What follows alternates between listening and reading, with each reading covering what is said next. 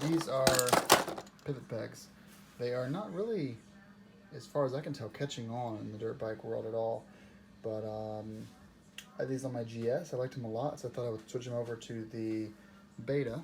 So here are the OEM pegs that came on the Beta. There are some wider options, but for me, I don't need wider. I need something that has a little bit more surface area.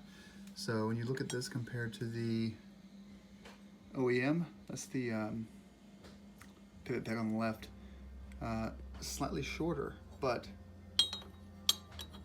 a little bit wider. And you have the added benefit of this motion.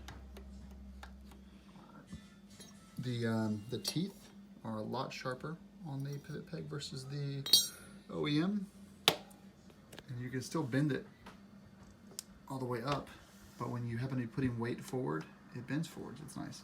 Installation was a breeze. You just removing the clip down here, pushing the bolt off, using the existing, your new screw, and cranking it right down.